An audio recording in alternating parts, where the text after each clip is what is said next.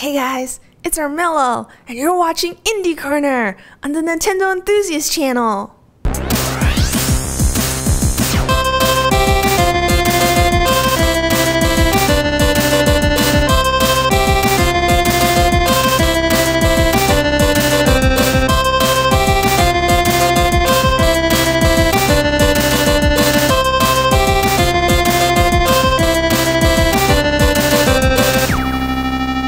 Hey guys, what's going on? It's been a long time since I've been here in my corner.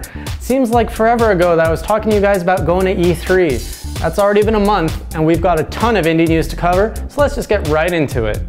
Let's kick this list off with what we can now find in both Europe and North America on the Wii U eShop. First, there's Never Alone, a puzzle platformer where you guide a girl and her pet fox through various levels in order to save her village. We also saw the release of Shiftlings, which requires you to control two space janitors as they try and repair the galaxy. The game's main mechanic is moving the air between the two spacesuits in order to bounce the janitors or other objects around. Twisting the classic action-adventure storyline, Roving Rogue is now available in the eShop. This game starts right after you beat the final boss. You've lost your memory and must now try to escape the castle of the boss you've just vanquished and recall your lost memories. In North America, we saw dozens of new titles released over the past month for the Wii U. Starting us off, there was Tiny Galaxy, a gravitational-based platformer in which you jump from planet to planet to collect stars. Staying in the space theme, there was also Asteroid Quarry, which has you flying around space, harvesting asteroids and returning it to your base. Aim for a high score while avoiding enemy ships seeking to destroy you. For the thrill-seeker fan, we saw the arrival of Dare Up Adrenaline. In this title, you'll be jumping from mountaintops and helicopters with a wingsuit and perform various stunts as you glide down.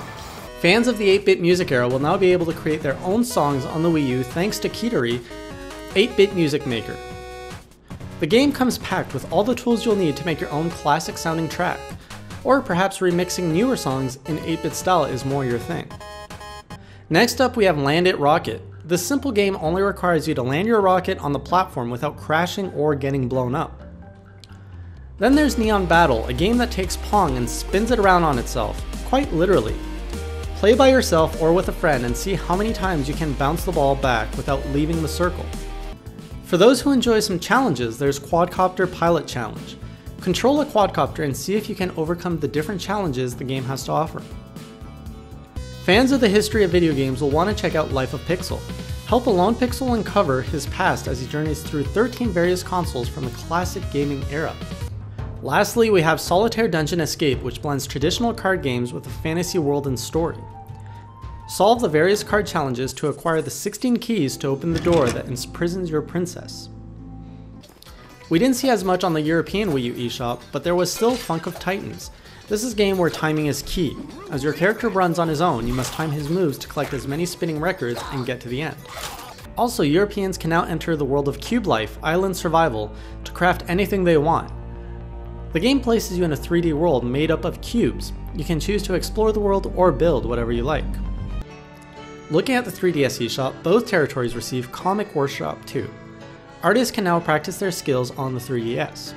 Comic Workshop 2 is enhanced with new tools and features to help you build your own comics and mangas. In North America, JRPG fans now have a new game to pick up titled Mercenaries Saga 2. The story follows a knight captain as he travels to seek out an antidote to save his prince. We also saw the release of Swords and Darkness. This 2D adventure RPG is set in a cursed castle. Will you be able to fight off the enemies that lurk within? For a more puzzle-focused game, there's Ninja Usagimaru, the Gem of Blessings. In this title, you play as a ninja and move around obstacles to free trapped prisoners. Once they're free, you must then lead them to the Usagi statue. Heading over to Europe, we start off with Epic Word Search Collection. Find words in a grid of jumbled letters. The game offers soothing classical music to listen to as you play each word search and offer tons of level to play. We also saw the arrival of Samurai Defender make its way to the European territory. Guard your castle against hordes of enemies themed with medieval Japan. On top of setting up your defenses, you must click on the touchpad where you want your attacks to land. There's also Bike Rider DX2 Galaxy now available. This endless runner requires quick reflexes to jump, dodge, and outrun all the obstacles thrown at you. Mighty Gunvolt has also been made available in Europe. Originally bundled with Azure Striker Gunvolt, the game is a classic 8-bit action platform. In the game, you can play as various characters from both the Azure Striker and Mighty No. 9 universes. Anyone up for some Mahjong? Mahjong 3D Warriors of the Emperor is now available and lets you play Mahjong with 3D visuals. Additionally, each level is led by a strategic story element which follows the Emperor Qin Shi Huangdi's story of how he unified China. Europeans can now try their hands on Topingo 2, which is also available on the 3DS eShop. In this puzzle game, you solve various mini-puzzles in order to build one larger image. Lastly, we finally saw the arrival of Xeodrifter in the European market. Xeodrifter is a Metroidvania-style game in which you explore 4 different planets, gain power-ups, and fix your broken ship. And now look at some updates to indie projects. New gameplay footage has surfaced for Lifespeed, which is coming to the new 3DS later this year. The game is a futuristic racer with random power-ups to take down your opponents. We also received a new trailer for the blood-filled game Slain. The new trailer shows off plenty of blood, a dark atmosphere, and plenty of deaths. There was a big update announced for Shovel Knight in the last few weeks. Not only is Shovel Knight getting the Plague of Shadows DLC soon, but we're also getting some new free updates and a retail release. The new updates include a battle arena mode as well as a body swap mode. Now for some new projects. There's Xavier Orion Games working on Super Booty Diver. In Super Booty Diver, you have a limited amount of time to dive to the bottom of the sea to collect booty and bring it back to your boat. There's Arcane 4 Studio coming out with Rin's Adventure for the Wii U and 3DS. Rin's Adventure is a 2D platformer in which you play as a fox with power-ups. The game is set to release this fall. Next we have Padawan Games, which are porting Zombier to the Wii U. The game is played in first person where you must kill zombies in a post-apocalyptic world. The twist is if you're bitten, the only way to remove the infection is by drinking beer. We also have the retro-inspired Kung Fu fight on the horizon. In this game you run, jump, and fight your way through your quest of rescue and revenge. Delve Interactive has confirmed that they would be releasing Poncho this fall. Poncho is a 2D open world puzzle adventure with multiple dimensions. You'll have to jump between dimensions and explore the world as you seek to meet your maker. If puzzlers are your thing, then you'll also want to check out Castles, which is coming for the Wii U. The goal of the game is to match shapes in order to rise your tower. How tall will your tower reach before it's game over? For those who haven't had the chance to play Gunman Clive for the 3DS, the series will now be coming to the Wii U. The developer has confirmed that both Gunman Clive 1 and 2 would be remastered in HD and ported to the home console. The game is expected to release around this fall. The developer behind Ping 1.5 Plus is making a comeback with a new game simply titled Secret Project. Not much is known about the game, aside it will be a grid-based custom level creation first-person shooter. We also received news that Whispering Willows would be coming to the Wii U. In this game, you play as a girl trying to find her missing father. You'll explore an old mansion and solve puzzles with an amulet that lets your soul leave your body. Continuing down our list, there's Vector Wars, also heading to the Wii U. In this first-person cyber shooter, you need to destroy the robot Death Army, rescue the Robodudes, and save the world. The developer Pixel Inc. has broken their silence and unveiled their new project, TerraForce. The game is a tower defense game set in space in which you must protect the Earth from incoming meteorites. Last one for today is the crowdfunded title Animal Gods for the Wii U. A new trailer has shown the game's progress so far and it looks great. The game is a top-down action-adventure much like the classic Zelda games. The story focuses on you freeing the gods from the fumes of the great bronze industry.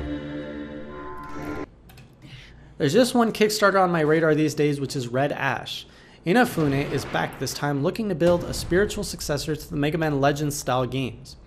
Red Ash would place players in a fully explorable anime world. The story is set in a futuristic setting where a mobile citadel is headed on a crash course with the protagonist's hometown. The project is currently seeking $800,000. Alright, now every episode I like to go through our Nintendo Enthusiast reviews and share with you guys what our reviewers thought. Now this is already a pretty big episode, so I'm just going to go through these really quick, give you a score and a very brief highlight. So here we go. Life of Pixels scored 8 out of 10, losing points for some tedious sections. Never Alone received a 9 out of 10 thanks to beautiful visuals and satisfying gameplay. Shapes of Grey was received to 6 out of 10 and was said to be frustrating but have good replay value. Don't Crash received a 1.5 out of 10, being labeled as boring, dull, and lack of any real enjoyment. Quadcopter Pilot Challenge hit a 7.5 out of 10, while being praised for giving a good simulated experience. Land It Rocket scored a 6.5 out of 10 and was set to come to an end before it could really get going. Neon Battle scored a 7 out of 10 and was said to be fun and appealing.